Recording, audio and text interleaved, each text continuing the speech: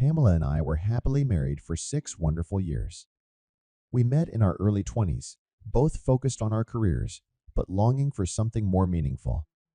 When we started dating, everything became immediately clear. We wanted the same things: marriage, children, a life together. I still remember how nervous I was when I proposed 2 years later, shaking hands, pulling out the box with the ring. The joy on her face when she said yes is imprinted in my memory.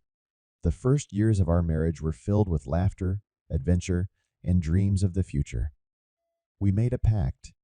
We would work hard, save money, and when we became financially stable, Pamela would stay home with the kids.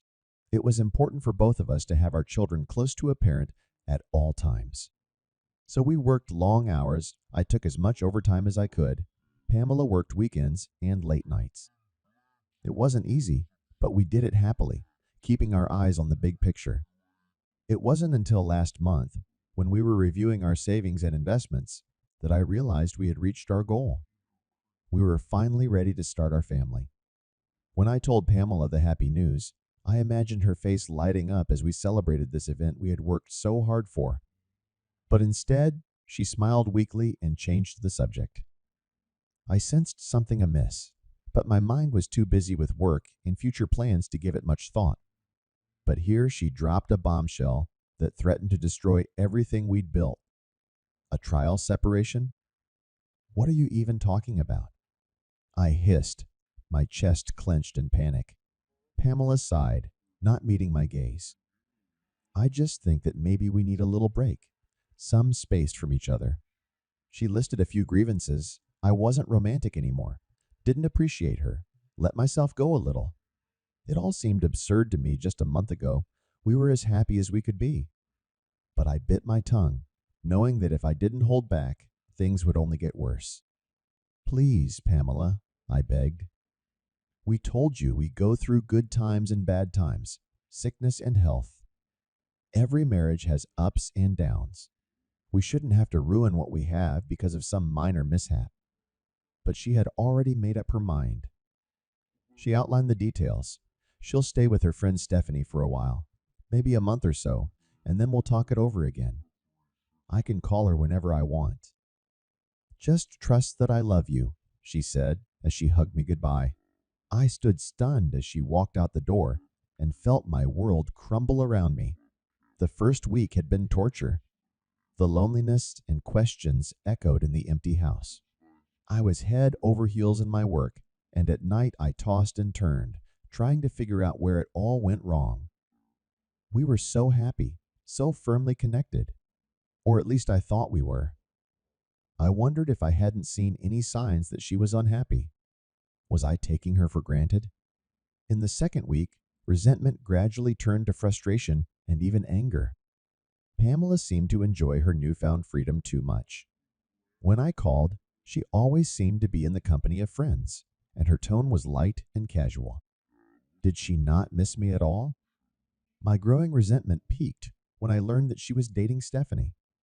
The recently divorced Stephanie, whom I'd always secretly suspected of cheating on her ex-husband. I didn't like it one bit, but when I told Pamela about it, she accused me of not trusting her and trying to control who she spent time with. At the end of the conversation, we got into an argument, both of us furious. I began to question whether I knew my own wife. The Pamela I married was kind, faithful, and would never think of leaving me. I kept waiting, expecting that she was about to come to her senses. But as days stretched into weeks, that hope gradually faded. One sleepless night, I was reminded of something my mother had said to me many years ago.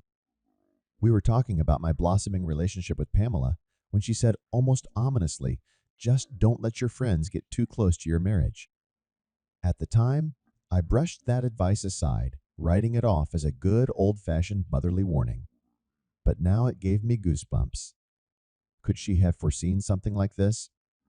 Had she seen some darkness in Pamela that I was blind to?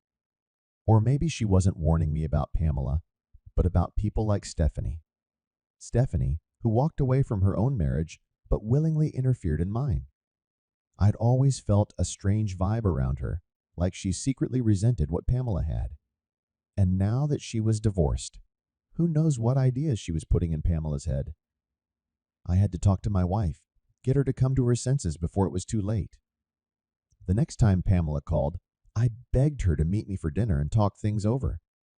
I had something I needed to tell her, to get it out in the open. She finally gave in and agreed to meet me the following Thursday. I spent the next few days praying that she would understand me, that I would turn to the woman I had fallen in love with, and who had promised to be there for me no matter what. I longed for those early days when we looked only at each other and believed that nothing could keep us apart. Surely that woman that love was still out there somewhere. But when I saw Pamela that night and tried to bare my soul, I was met with a coldness I had never known.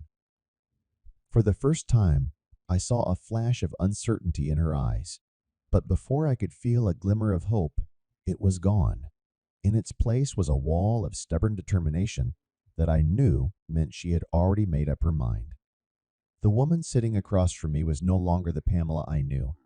As she got up to leave after our leisurely meal, she turned and said, almost as if by way of passing, "Just give it a little more time, Mark. I'm sure I'll start to miss you eventually."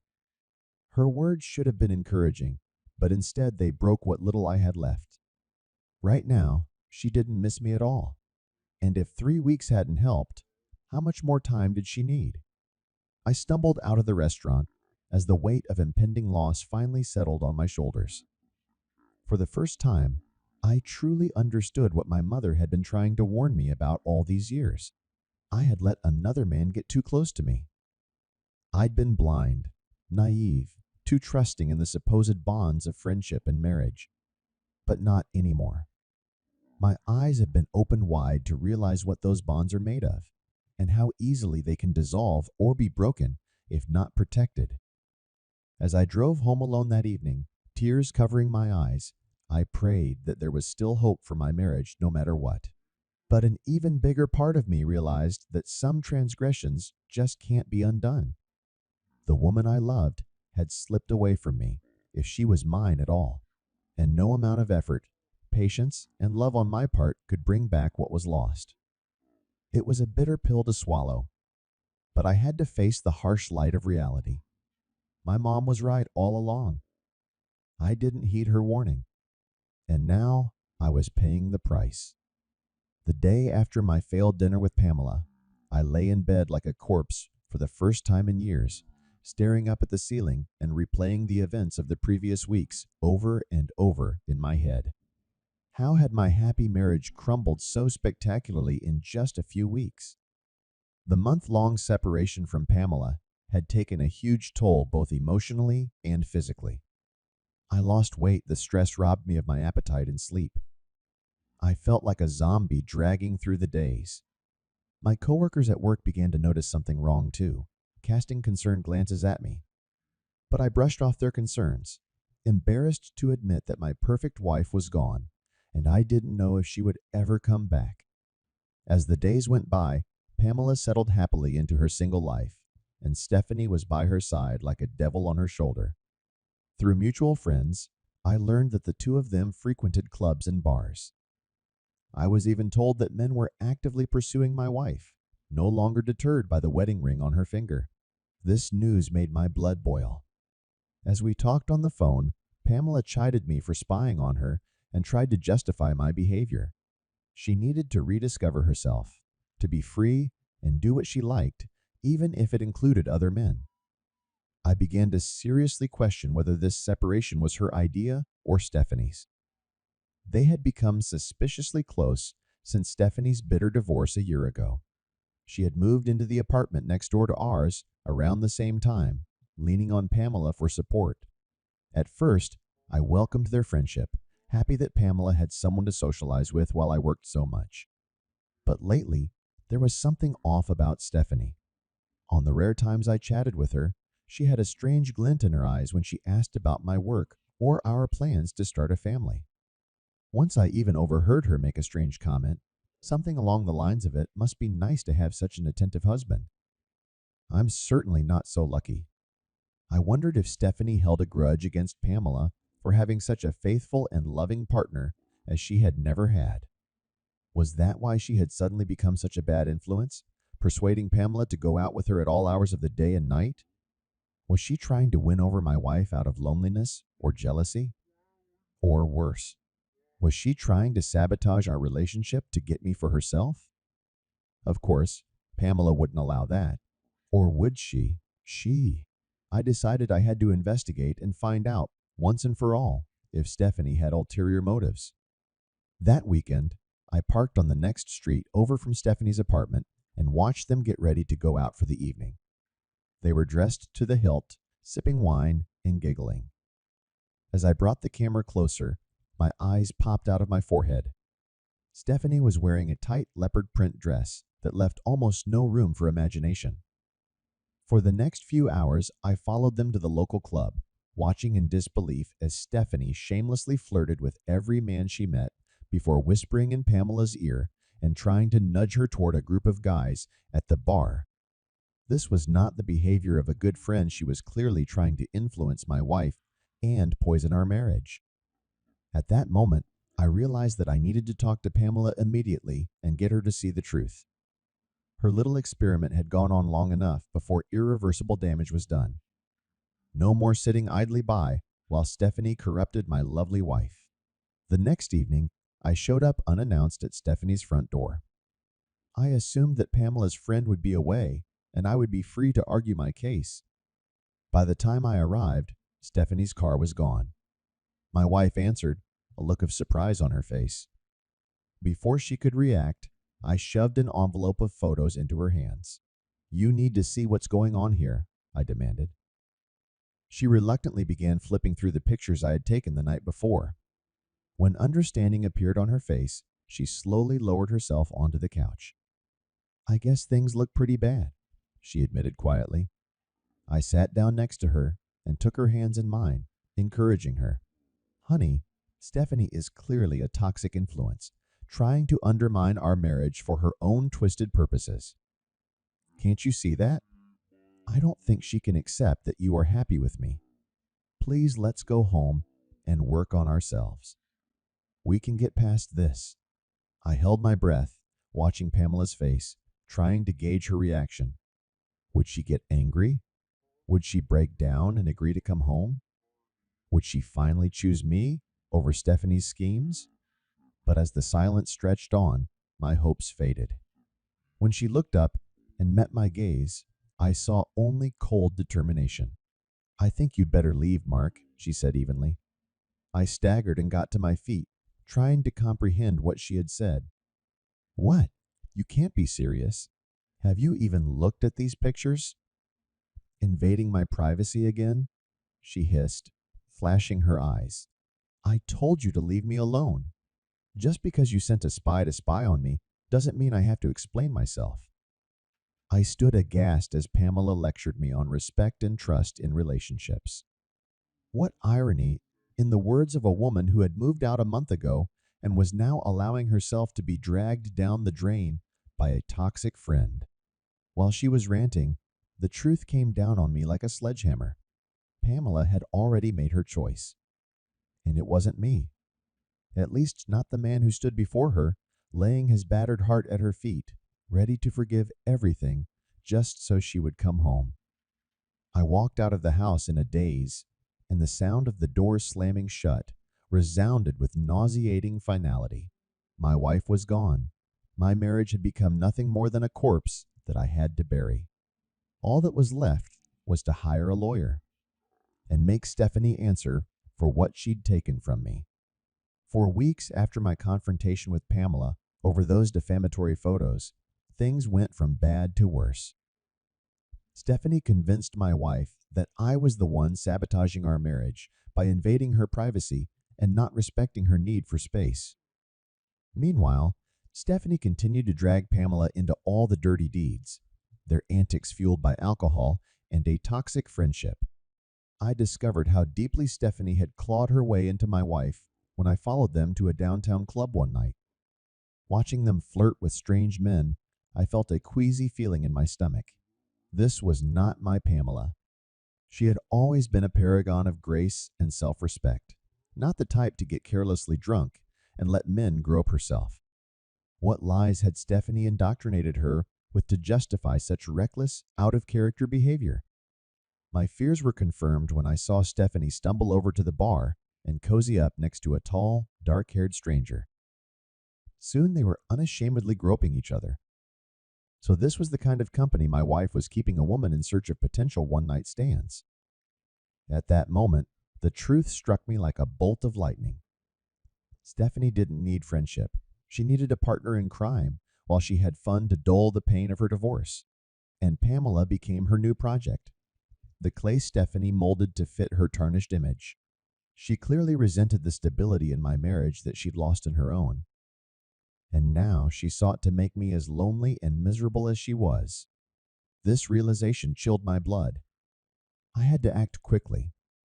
The next day, I showed up on Stephanie's doorstep, determined to deal with her. When she answered, I stormed inside and threw her explicit photos on the table. "I want you to stay away from my wife," I shouted. Stephanie glanced at the photos and then smiled slyly at me. "Well, well. Looks like you really got me, Mark," she purred, moving closer. "What else do you have in that envelope that I should know about?" I stepped back, goosebumps of disgust creeping over my skin. "This isn't a joke, Stephanie. You've been poisoning my marriage ever since yours fell apart. Do you get some kind of morbid satisfaction from trying to turn Pamela into your clone?" Anger flashed in her eyes at this accusation. "Oh, come on. I'm just showing her how to have fun. Maybe if you loosened the leash every now and then, she wouldn't have gotten away." We exchanged verbal blows about fidelity, proper behavior, and who was a worse influence on Pamela. But Stephanie no longer pretended to deny her intentions. She clearly resented Pamela's loyalty, which she had sorely lacked in her own failed marriage. Our altercation was suddenly interrupted by Pamela bursting through the front door. Her eyes widened when she saw the scene, Stephanie and I standing face to face, flushed with rage. "What the hell is going on?" she demanded. Before I could answer, she lashed out at Stephanie in a rage. "Is this true? Have you been trying to sabotage my marriage this whole time?" Stephanie scoffed. "Don't listen to your crazy husband. I've done nothing but be there for you." That brazen lie made my blood boil. There was no way I was going to let her get away with this. I quickly described the evidence I'd gathered of Stephanie's duplicitous scheming. Pamela's face paled with each passing second as the ugly truth came to her. She had chosen the wrong friend, the wrong side. I could see the doubt creeping into her eyes as she questioned everything Stephanie had pushed her to do over the past few months.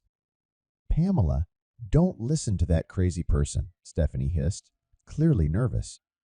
Feeling like she was losing her grip, she tried desperately to regain control of the situation. "All Mark has done since the breakup is disrespect you. What kind of husband stalks his wife or tries to control who she dates?" I held my breath, praying Pamela could discern the manipulation. For one fleeting moment, I thought she was going to side with me again. But then her expression darkened. She shook her head bitterly and backed away from both of us. "I can't deal with either of you right now," she muttered. The sound of the front door slamming behind her marked the demise of my last hope. She'd succumbed too much to Stephanie's charms, and there was no going back. In the silence that ensued, Stephanie turned to me with a triumphant gleam in her eyes. "Well, I guess we both know who she believes," she gloated. That was the final straw. As she continued her taunting, a red haze of rage descended on me. Before I realized what I was doing, my hand swung around and slapped her hard across the face. She cried out, and her hand flew up to her flushed cheek. Then she pounced on me in a whirlwind of fists and nails.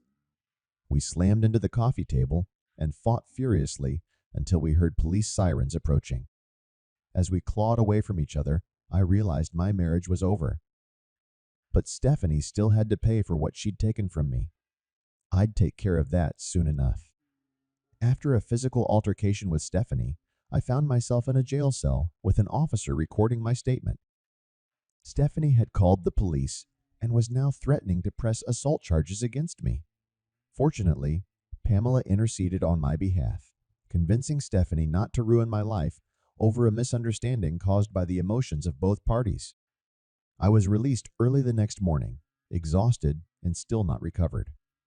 As I drove home, my thoughts raced. I kept remembering the last moments with Stephanie and Pamela, the fury that had swept over me when I felt Stephanie win, the shock on Pamela's face when she walked in. I couldn't believe how quickly things had spiraled out of control. As I pulled into the driveway, my breath caught. Pamela's car was parked there, packed with suitcases. She was leaving. For good this time. I found her inside, silently folding her clothes, looking at me with reddened eyes. My heart squeezed at the sight. "I'm so sorry, Pamela," I wheezed in a voice quiet with emotion. "I never meant for any of this to happen. Please don't go." She shook her head sadly. "I just can't keep living like this, Mark. The constant drama. It's not good for either of us." "I know," I sighed. "But we can get help. Go to counseling. Stephanie won't come between us again, I swear. Just give us another chance." I could see the struggle in Pamela's eyes as she hesitated, contemplating. But then her shoulders slumped in defeat. "I stayed with Stephanie again last night. She made me realize that my behavior hasn't been flawless either," she admitted. "We both need space to clear our heads, to sort things out." Although the news was unpleasant, I wasn't ready to let her go just yet. I had to turn to her with one last desperate plea. "Pamela, listen. I'll do anything. Tell me what to do to make things right. I don't need anyone but you." When she raised her eyes and met my gaze, a glimmer of the woman I had first fallen in love with flashed in them. But then she straightened, hardening. "I'll stay with my parents for now. I just need some time." As I watched her car disappear down the street, I faced the harsh truth: she was gone. The woman I loved may have never existed outside of my own idealized memories. All this time, I clung to the ghost. For the next few weeks, I tried to return to some semblance of normalcy on the outside, while my world crumbled from the inside. I learned that Stephanie had rented her own apartment, wanting to avoid more trouble. But the damage had already been done. Her poison had penetrated too deeply into Pamela's mind. During this period, I found solace in my widowed neighbor, Doris. We had always been friends, united by a shared love of old movies and baking. Now that loneliness was our common denominator, we began to spend more time together. She became my lifeline as I experienced the destruction of everything I held dear. One evening, as we were chatting, I received a call from Pamela's attorney informing me that she was filing for divorce due to irreconcilable differences. The finality of this news knocked the spirit out of me. Doris put a comforting arm around my shoulders as I mourned another loss, the death of the last flickering flame of hope that Pamela might change her mind. A week later, I was sorting through old photographs when there was a knock at my door. Opening it, I found a remorseful Pamela on the doorstep. "I'm sorry for everything, Mark," she cried, falling into my arms.